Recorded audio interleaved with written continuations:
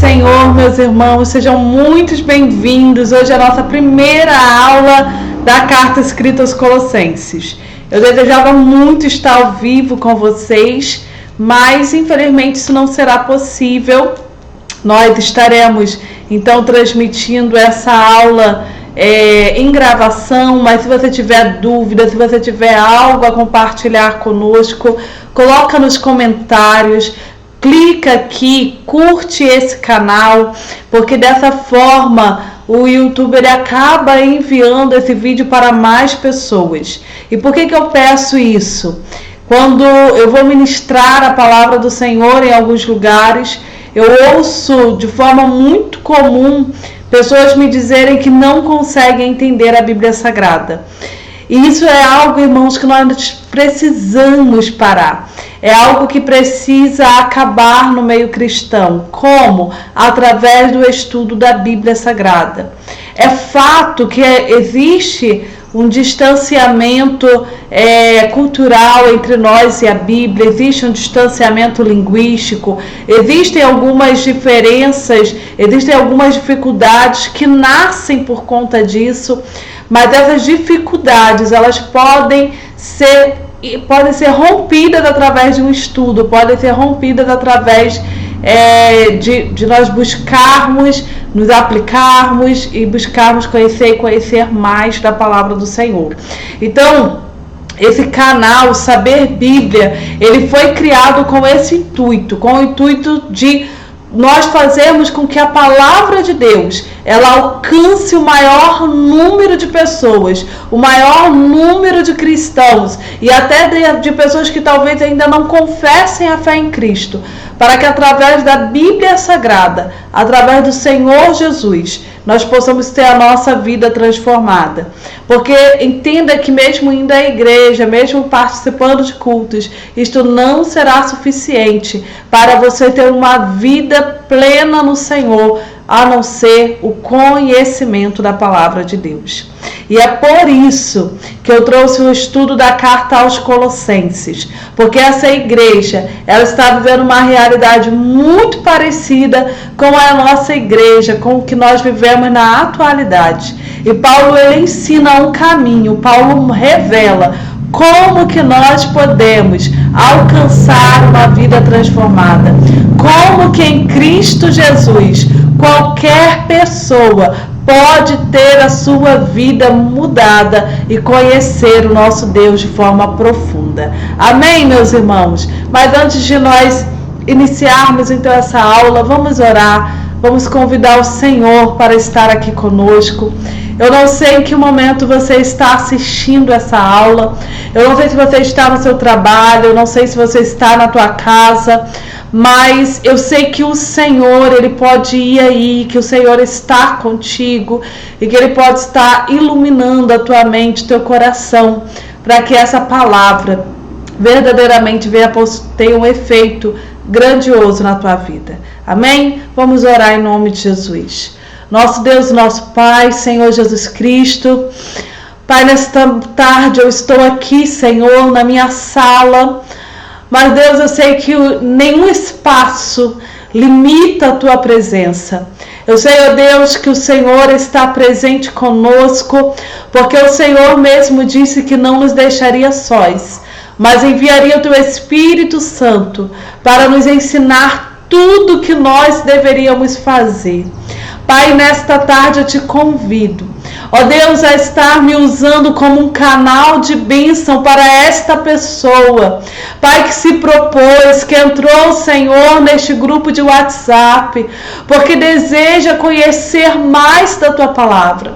Quero orar por essa pessoa, Deus, que talvez o canal do YouTube enviou esse conteúdo para ela. Deus, que o Senhor possa estar ministrando ao coração dela conforme o Teu querer.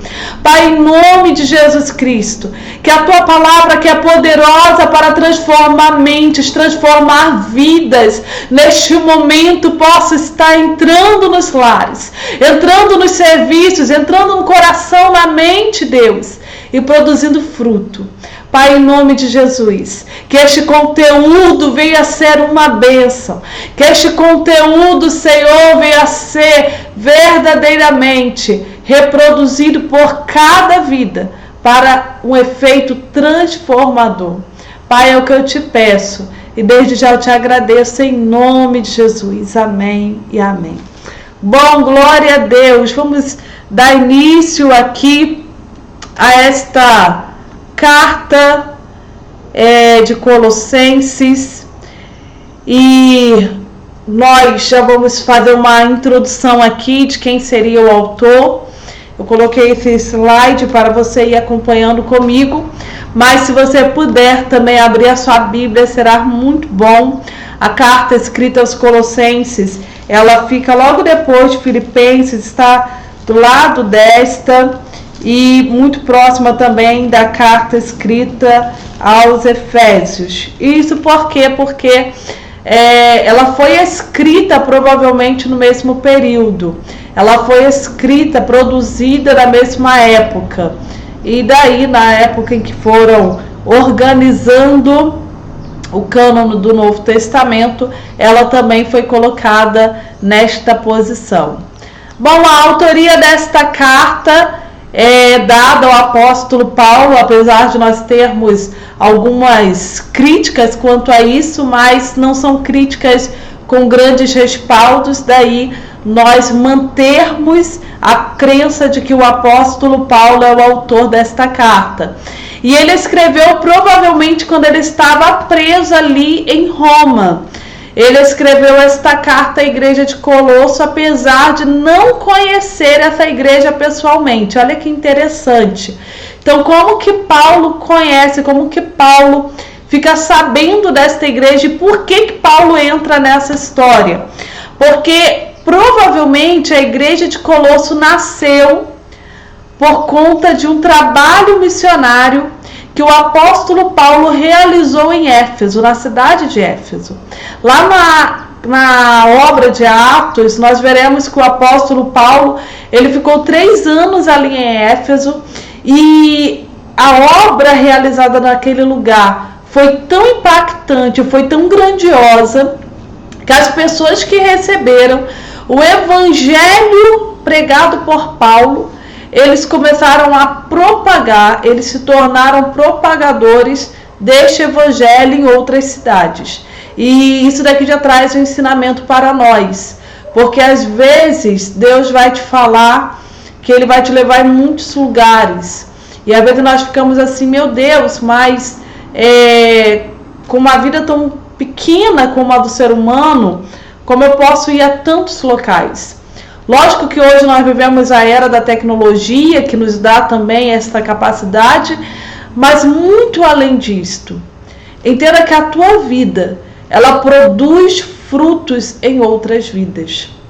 A tua vida, a ação do Espírito Santo em você, quando você verdadeiramente entra no propósito de Deus, quando verdadeiramente você vive o propósito de Deus mais em paz, tranquilo, entendendo que cada lugar que você pisa tem um propósito, cada pessoa que você conhece tem um propósito, e você entende a missão a qual você veio a essa terra, você vai começar a produzir uma obra magnífica em outras vidas.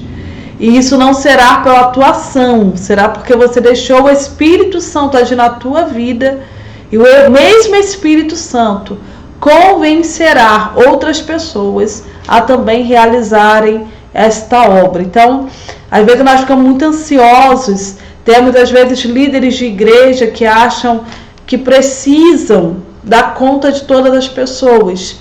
Entenda que Deus te deu uma missão linda, a missão de pastorear, talvez, a missão de propagar esse evangelho, talvez como um evangelista, como um missionário.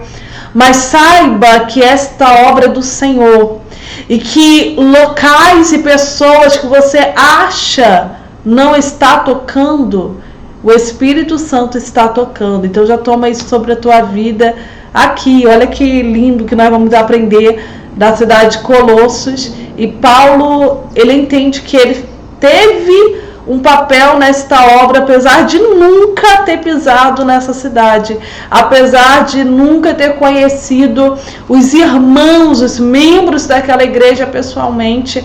Paulo entende que o seu ministério, ele rompeu uma barreira geográfica que o seu corpo não rompeu. Então isso é magnífico, aleluias. E a igreja, ela sofria a ameaça dos rituais do antigo judaísmo e do gnosticismo. O gnosticismo, ele tinha uma ideia de que as coisas espirituais estavam acima das materiais. A ideia do gnosticismo vem de uma teoria de Platão, de que tudo que é matéria é ruim e tudo que é espiritual é bom. Patrícia, mas não está certo isso? Não está certo. Porque Deus é o Criador dos céus e da terra. E a Bíblia nunca falou que essa terra é ruim. A Bíblia falou que o Deus deste século, ele faz com que o ambiente se torne mal. Mas ele não faz isto, o Deus desse século que a Bíblia está falando ali das obras do inimigo, do adversário, o ódio, a ira, pensamentos malignos, palavras ruins, ele traz uma influência sobre pessoas que estão debaixo do seu governo. Mas nós, como igreja do Senhor, precisamos entender que não devemos viver debaixo do governo do inimigo. Nossa mente, ela precisa ser transformada pelo Evangelho. Lá no canal do Instagram, eu tenho até feito uma leitura de um livro da Joyce Meyer, que tem como tema a Batalha da Mente, onde esta pregadora, ela vem trabalhando versículos bíblicos que revelam que Deus tem uma transformação que começa dentro da mente de todo aquele que o conhece. E essa transformação na minha mente, ela transparece em minhas atitudes. Então, o mundo que agora estou falando da ideia espiritual, ele pode, em grande parte, estar sob a influência de Satanás, mas você não está. E o Criador da terra não foi Satanás, o Criador da terra é o Senhor. E o Senhor, ele tem coisas boas nessa terra para seus filhos. Então, não estou falando aqui de prosperidade, de riquezas, nada disso. Mas Deus quer que nós venhamos viver com uma alegria plena aqui nessa terra. Porque haverá ainda algo que virá, mas imagina você viver aqui nessa terra como sofredor. Não, eu não posso ver alegria em nada desta terra, somente nas coisas espirituais, somente nas espirituais. Quando Deus já está te dando uma vida aqui, para você viver da melhor maneira e já provar do que está te aguardando lá nos céus. Então, essa ideia do gnosticismo, ela é contrária à verdade da Bíblia Sagrada. E é uma verdade que hoje ainda tem tido, é uma mentira, perdoe-me, que hoje ainda tem tido influência sobre alguns pensamentos religiosos. Outra ideia do gnosticismo é que a existência de Deus tinha várias emanações. Assim como a luz do sol tem vários raios, eles entendiam que Jesus Cristo era uma emanação de uma divindade. Então ele era mais um ser divino. E na realidade Paulo vai escrever para revelar Jesus como único e suficiente Criador e Salvador do homem. Até aqui você tem entendido? Como eu falei, essa aula não está acontecendo ao vivo, eu não estou vendo aqui perguntas, mas você pode comentar depois que você assistiu, enquanto você está assistindo, comenta se você tiver dúvidas e nós vamos estar respondendo aos irmãos depois, tá bom? Como volto a dizer, curta também se esse conteúdo está sendo de grande utilidade, que você venha compartilhar com outras pessoas para conhecerem a verdade do Senhor Jesus. Então vamos lá. A igreja de Colosso, ela foi fundada possivelmente entre os anos 53. Pode ter sido um pouquinho mais para frente, mas geralmente fica dentro dessa data. Por quem? Por Epáfras. Olha que interessante. A carta escrita aos Colossenses, como eu falei, Paulo não conheceu essa cidade pessoalmente. Paulo nunca esteve ali. Mas alguém que estava em Éfeso, Epáfras, ele ouviu o evangelho de Cristo, ele se converteu a esse evangelho, e esse evangelho que ele aprendeu através de Paulo frutificou, porque ele foi para Colossos e ele fundou uma igreja. A cidade de Colossenses é muito interessante, porque a cidade de Colossenses ela viveu como uma grande cidade no período grego, mas no período romano, essa fama da cidade de Colossos já havia acabado. Ela já não era uma cidade tão importante assim, porque Roma não investiu nela. Epáfras também não é um homem, nossa, que homem conhecido. Não, ele não é. Mas observem que Deus não está preocupado com isto. Deus usou Epáfras para dar continuidade a uma obra que ele começou na vida de Paulo. Deus olhou para uma cidade que parecia não ter importância para o Império Romano, mas tinha grande importância para o Senhor, porque ali tinham vidas que necessitavam conhecer Jesus Cristo. Então entenda que para Deus não existe algo mais ou menos importante. Uma vida é muito importante para o Senhor. Jesus prova isso quando ele narra a parábola da dracma perdida, a parábola da ovelha perdida. Quando ele vai narrando essas parábolas, Jesus está falando que para ele, tanto grande número quanto pequeno tem grande importância, porque ele quer alcançar a todos com a salvação.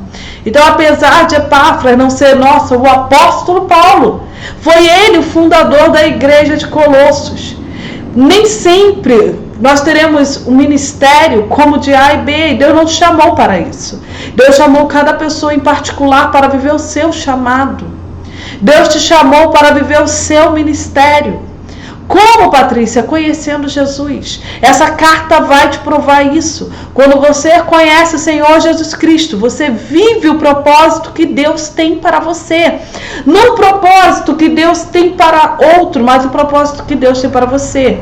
E o propósito que Deus tem para você nunca será menor ou maior do que o que Ele tem para o irmão que está ao teu lado. O contexto que essa cidade vivia era um contexto de miscigenação de cultos com ritos de veneração a divindades gregas. Então, a igreja de Colosso ela está com uma influência da cultura judaica, onde acreditava-se que para ser salvo era necessário guardar alguns dias, algumas festas, se resguardar de alimentos. E além disto, ainda existia toda essa mistura de venerações a divindades gregas. É diferente do nosso contexto? Não. Porque nós vivemos atualmente, a Igreja de Cristo vive com uma grande gama de ensinos religiosos. E que muitas vezes começam a se tornar sincretismos. Eu vou falar sobre o sincretismo já. Esses ensinos religiosos, essa grande massa de ensinos teológicos, começam às vezes a se misturar. E nós começamos a ter vários tipos de teologia, a teologia feminista, a teologia racial e a teologia da prosperidade, teologias que vão pegando pedaços da Bíblia para criar bases para suas ideias. Irmãos, entendam que assim como a igreja de Colosso estava sofrendo grande risco de perder a fé, de perder a salvação, por procurar Jesus por caminhos diferentes, assim também está a igreja do século 21. Nós necessitamos conhecer o Jesus que a Bíblia nos revela. Nós precisamos entender o que é andar com Cristo, o que é ter uma mente de Cristo. E quando nós temos essa mente de Cristo, transformada pela palavra, nós começamos a ficar protegidos, revestidos de um novo homem, que essa carta de Colossos nos revela. Olha bem, vou continuar aqui para não sermos muito longos, mas preciso apresentar a vocês a ideia central desta carta para a transformação da nossa vida. Qual era o propósito de Paulo? Paulo apresenta uma carta cristológica, a fim de quê? De corrigir o sincretismo religioso. Paulo pega Jesus Cristo e começa a apresentar ele dentro do que a Bíblia o revela. Paulo começa a apresentar Jesus Cristo como centro.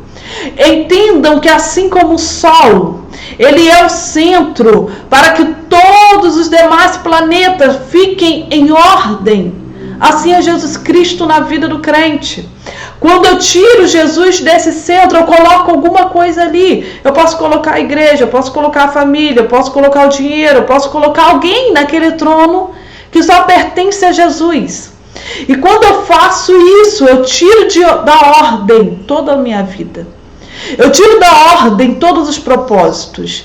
Porque Jesus Cristo é o que me dá energia. E eu não estou falando de uma energia da terra, da natureza, não. Ele é a fonte da minha vida. Lembram da criação? Deus falando para a terra, produza. E a terra produziu árvores, frutos. Deus falou para o mar, produz animais. E o mar foi ali, produziu todos os animais aquáticos. E aí Deus parou e fez o homem.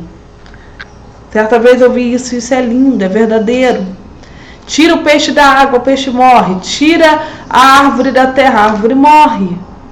Tira o homem de Deus, nós morreremos. Morreremos em que sentido? Você vai lutar, vai se preencher de dinheiro, se preencher talvez das coisas dessa terra e nada te preenche. Você vai ficar tentando preencher, mas na realidade nada te preenche. Você continua vulnerável às coisas desta vida e elas são passageiras. Mas quando você se preenche de Deus, aí sim você está protegido.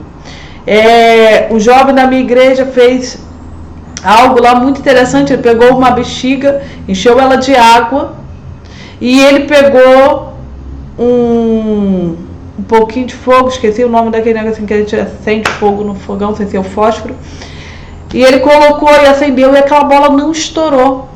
A água que preenchia aquela bexiga não protegeu ela contra o fogo que estava do lado externo. A água estava dentro, o fogo do lado de fora, mas ela protegeu a bexiga. Parece até a gente falar assim, meu Deus, faça teste aí na tua casa. É exatamente isso. Quando estamos preenchidos de Cristo, quando nos preenchemos da vontade do nosso Deus na nossa vida, estamos protegidos contra os ataques que vêm de fora. Contra o medo, contra a angústia, contra a ansiedade. Porque esses ataques externos virão. Mas Jesus Cristo, sendo o centro da tua vida, Ele vai te proteger. Não é a religião que vai te proteger. Não é a tua família que vai te proteger. Vai estar tudo bem à tua volta. Mas lá dentro está faltando algo. Pode ser Jesus. Se você não está colocando Cristo no centro, procure colocá-lo no centro da tua vida. O sincretismo, buscar o encontro com Deus através de rituais, tinha que apalpar, tinha que pegar um copo, tinha que tocar para acreditar que Deus estava fazendo algo. Esse sincretismo é altamente perigoso para a igreja. Quando a igreja começa a pensar que ela só tem comunhão com Deus se ela estiver sentindo algo sobrenatural, se ela estiver talvez chorando muito, ou pulando, Esse sincretismo é perigoso. Patrícia, é errado chorar na presença do Senhor? Não. É errado falar em línguas? Não. É errado você se alegrar e talvez pular? Não estou falando disso. Mas você não pode colocar isso como centro. A sua comunhão com Jesus Cristo, ela não pode depender disto. A sua comunhão com Jesus Cristo não pode depender de coisas apalpáveis. Porque na realidade a comunhão com Cristo vai muito além das coisas apalpáveis. Aí sabe o que acontece? Vem alguma situação e aquilo vai mudando e você começa a pensar, meu Deus, eu estou frio. Meu Deus, eu não conheço mais o Senhor, eu não vivo mais a intimidade com Deus. Quando na realidade isso não é intimidade com Deus. Talvez uma pessoa que faça isso seja um momento e depois pare. Não é suficiente. Nós veremos na carta de Colossos o que a comunhão de Cristo produz na vida do crente. O que a comunhão com Cristo produz na minha vida como servo do Senhor. Então, essa busca por experiências através de rituais, elas diminuíam a plenitude do poder de Cristo. Olha que sério isso. E aí eu vou entrar aqui na carta, no capítulo 1 com vocês, para nós começarmos esse estudo da carta aos Colossenses, já entendendo aqui quem é o apóstolo, o autor, já entendendo um pouco da ideia desta carta, mas vamos entrar na carta propriamente. Se você tiver com a Bíblia, será maravilhoso. Grifei algumas palavras, as quais eu vou chamar a tua atenção. No capítulo 1, olha que Paulo, apóstolo de Jesus pela vontade de Deus, e o irmão Timóteo. Primeira coisa, Paulo está preso e Paulo já está colocando alguém como uma liderança. Paulo já está apresentando uma outra pessoa para dar continuidade a esse ministério. Então, primeira coisa que eu quero chamar a tua atenção: quem tem comunhão com Deus, quem entende o propósito de Cristo aqui na terra, sabe que o seu papel é ser multiplicador. Não temos aqui a missão de sermos melhores, de eu vou pregar melhor do que o irmão A, eu vou falar melhor, eu vou orar melhor, eu vou cantar melhor. Para com isso. Deus te chamou para levantar outras pessoas que deem continuidade a esse evangelho de Cristo. Quando Paulo começa a escrever a igreja, e geralmente ele usa essa mesma expressão, ele fala assim: graça a vós e a paz da parte de Deus, nosso Pai, do Senhor Jesus. Irmãos, Paulo repete isso, sabe por quê? Porque cristão precisa viver a paz que o Senhor Deus tem para dar. Essa paz que não depende de circunstâncias. O apóstolo Paulo também fala da alegria. Uma alegria que não depende das circunstâncias alheias. Uma paz que não depende das circunstâncias, é uma paz que está aqui dentro. É uma convicção que vem do Senhor Jesus Cristo. É essa paz que nós, igreja do Senhor, precisamos ter. Poxa, mas eu preciso pagar as minhas coisas amanhã. Tenha paz em Deus. Tenha paz em Deus. Eu vou cruzar meu braço? Não. Você não vai cruzar o seu braço. Mas você vai entender que Deus é o seu Pai. E que Deus te mostrará saídas. Comece a estar sensível a ouvir a voz do Senhor. Comece a ter um relacionamento que te leva para uma paz. Vamos falar rapidinho, bem rápido, de José, quando vendido por seus irmãos. Vocês acham que ele entendeu o que estava acontecendo? Vocês acham mesmo que ao ser carregado como um escravo para uma cidade pagã, José está entendendo que o projeto de Deus vai se cumprir? Não, ele não está entendendo. Mas a Bíblia, ela faz questão de dizer que José temia ao Senhor. E esse temor do Senhor na vida de José foi o que fez toda a diferença. Então, o que é a paz de Deus? A circunstância não está boa, eu não estou entendendo o que está acontecendo, mas espera aí, eu sei quem eu sirvo. Olha para Jó. Vocês acham que Jó sabia que Satanás tinha ido e falado com Deus e que Deus tinha dado o testemunho dele para Satanás? Não. Jó não sabia disso e nunca ficou sabendo. Mas Jó falou um dos versículos mais repetidos. Quantas vezes nós repetimos isso, mas Deus quer que esse versículo seja real na nossa vida. Eu sei que o meu Redentor vive e que por certo se levantará a meu favor. Olha o que Jó está falando. Ele não sabe, ele não tem noção do que vai acontecer. Ele não tem noção de que tudo lhe será restaurado. Ele não tem noção de que ele terá filhos novamente. Mas ele sabia quem era Deus. José não tinha noção do que ia acontecer, mas ele sabia quem era Deus. E quando eu sei quem é Deus, quando eu sei quem é Cristo, quando eu sei quem é Jesus, não importa a circunstância. A convicção não está na circunstância ser ou não ser favorável. A convicção está em Deus ser Deus independente disto. A convicção está em Jesus ter me dado salvação. E uma salvação que não depende de que eu tenha tudo indo bem à minha volta. É exatamente isso que Paulo está falando aqui, a igreja de Colossos.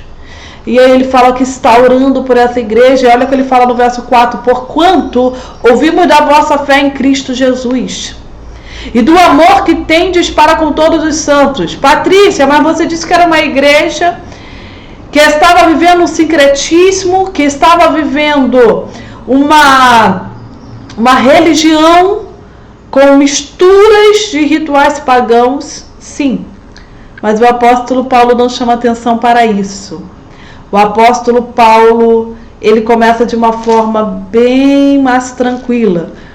Com os Gálatas ele foi mais duro, mas aqui o apóstolo Paulo, ele vai de forma bem mais leve. Ele fala assim, olha, eu ouvi da vossa fé. Ele traz a memória da fé, do amor que tendes para com todos os santos. Então a fé deles tinha fruto. E a verdadeira fé, ela tem fruto. A verdadeira fé, ela não está em palavras. Eu estou aqui falando para vocês um conhecimento da Bíblia, mas isso não é a verdadeira fé. Esse conhecimento, ele tem que ser transformado em prática. Quando Tiago diz que a fé sem obras é morta, ele não está dizendo que nós somos salvos pelas obras, mas ele está declarando que a minha fé em Cristo Jesus produz obra. A minha fé em Cristo Jesus produz transformação, produz amor, produz mudança de mente. A minha fé em Jesus Cristo produz santificação. É isso que o apóstolo Paulo está dizendo aqui. Então a fé era verdadeira, porque tinha amor entre eles, tinha algo acontecendo. Só que também existia um risco, mas Paulo vai chamar a atenção disso daqui a pouco. E aí ele fala assim, por causa da esperança que está reservada nos céus, que já antes ouviste pela palavra da verdade do Evangelho. Ouviram de quem? De Epáfras, frutificando, como também entre vós, desde o dia em que ouviste e conheceste a graça de Deus em verdade. Então esse Evangelho, essa palavra, irmãos, é ela que produz fruto. Nós estamos buscando atualmente fruto em muita coisa. Eu busco fruto, às vezes, em ir na igreja tantas vezes. Ou eu busco fruto em fazer tantos sacrifícios. Entenda que o fruto virá pelo conhecimento da palavra. É incrível quando você vai lendo a Bíblia Sagrada, ela vai produzindo em você transformação. Ela vai te convencendo das transformações que você precisa viver no Senhor. A palavra de Deus, ela é viva, então ela não pode ser pega e ser lida como um livro que você lê qualquer, não. A palavra de Deus precisa ser lida e entendida como tal, como um agente transformador deixado aqui na terra por Deus, para que eu e você possamos viver uma vida com Ele, um relacionamento com Ele. De quem que eles aprenderam? Eles aprenderam de Epáfras. Como eu já falei, Epáfras viveu o propósito de Deus na vida dele. Porque olha aqui, conservo, nosso amado conservo. Epáfras não era um apóstolo, Epáfras não era uma pessoa de renome, não, mas ele fez e cumpriu o propósito dele aqui na terra. E isso é o que Deus nos chamou também para fazermos. E aí Paulo continua o que aconteceu. Epáfras foi até Paulo e ele narrou o que estava acontecendo na igreja de Colossos. E daí Paulo começa a escrever esta carta. Olha o que ele diz no verso 9. Por esta razão, nós também, desde o dia que ouvimos, não cessamos de orar por vós. O que Paulo orava? Eu oro por vocês para pedir que sejam cheios do conhecimento da sua vontade e em toda sabedoria e inteligência espiritual, para que possais andar dignamente diante do Senhor, agradando-lhe em tudo, frutificando em toda boa obra e crescendo no conhecimento de Deus. Eu quero parar aqui com você. Talvez você esteja aqui hoje nessa aula porque nós falamos para aprendermos a Bíblia Sagrada e aprender como viver uma vida transformada. Essa foi uma das coisas que eu coloquei lá no Instagram e que apresentei também no grupo do WhatsApp. E aqui está o segredo. Como eu tenho a minha vida transformada? Eu tenho a minha vida transformada através do conhecimento da vontade de Deus. Como? Através da sabedoria e inteligência espiritual. Em Provérbios, a Bíblia fala que a sabedoria está nas ruas, correndo, clamando. Provérbios personifica a sabedoria e hoje entendemos que essa sabedoria que Salomão apresentava era Jesus.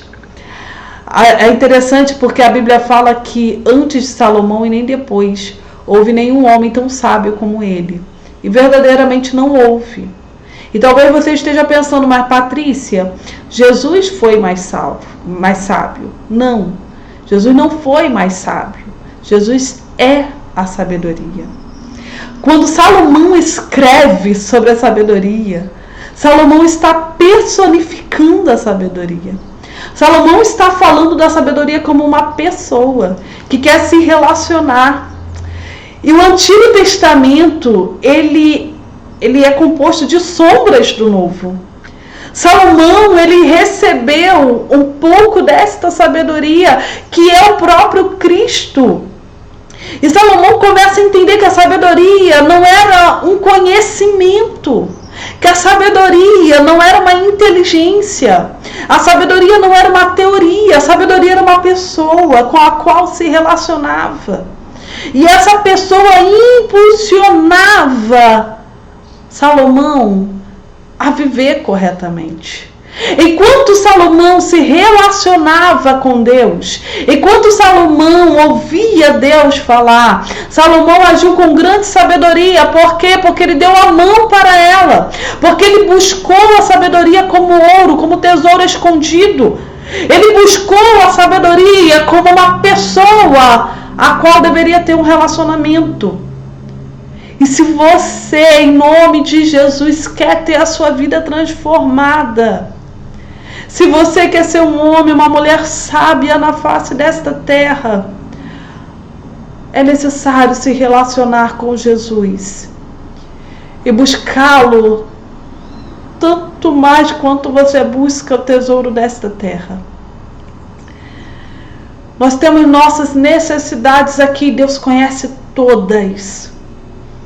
Mas Deus está chamando a sua igreja a viver um relacionamento de intimidade, um relacionamento de profundidade, um relacionamento onde verdadeiramente você vai ter sabedoria.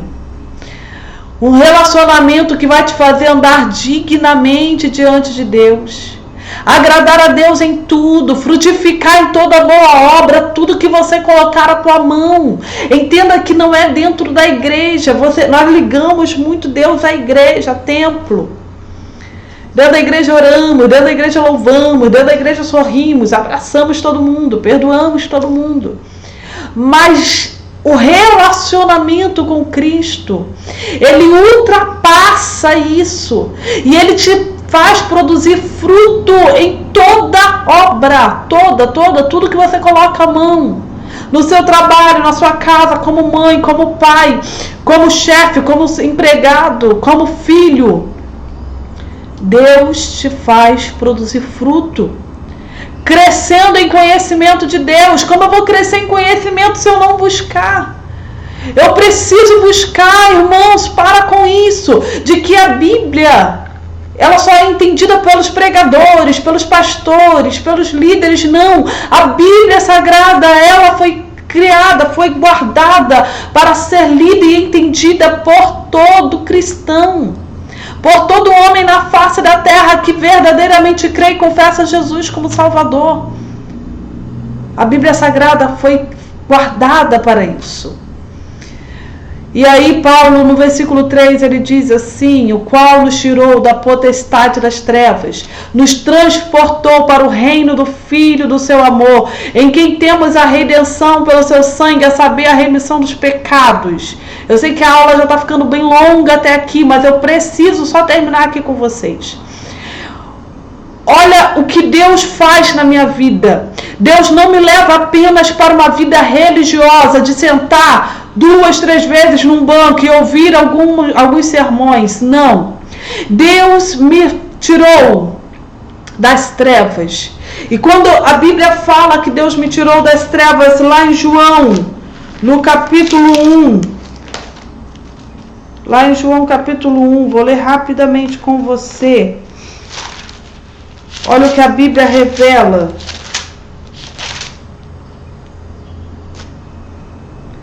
A Bíblia diz assim: nele estava a vida, e a vida era a luz dos homens. A luz resplandece nas trevas, e as trevas não a compreenderam.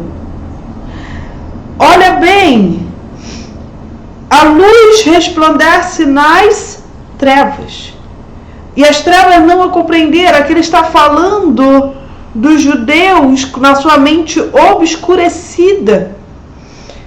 Ele não está falando de potestades do mal, não. Ele está falando da mente do homem. A mente do homem, ela ficou em trevas no momento da queda. O primeiro Adão, ele trouxe o pecado para dentro da terra. E a nossa mente foi obscurecida. Não conseguimos entender e conhecer Deus claramente.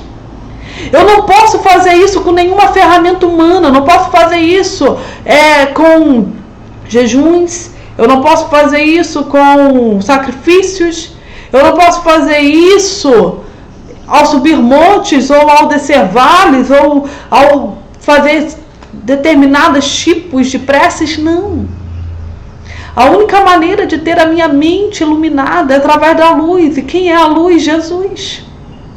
Jesus Cristo nos tirou da potestade das trevas. E lá em João ainda, versículo 12 diz: mas todos quanto recebeu, deu-lhes o poder de serem feitos filhos de Deus, aos que creem no seu nome. Então todo aquele que crê em Jesus, e crer não é só falar: eu sei que Jesus existe, eu sei que Jesus foi bom.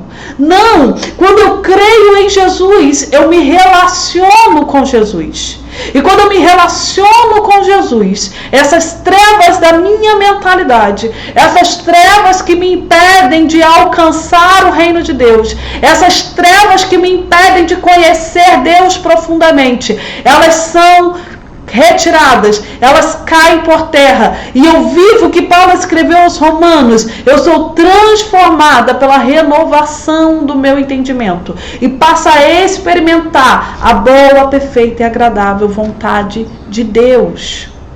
Então, nós temos uma redenção, nós temos a remissão dos pecados, e Jesus, através dessa remissão, ele nos reconciliou com Deus. O que é reconciliar com Deus?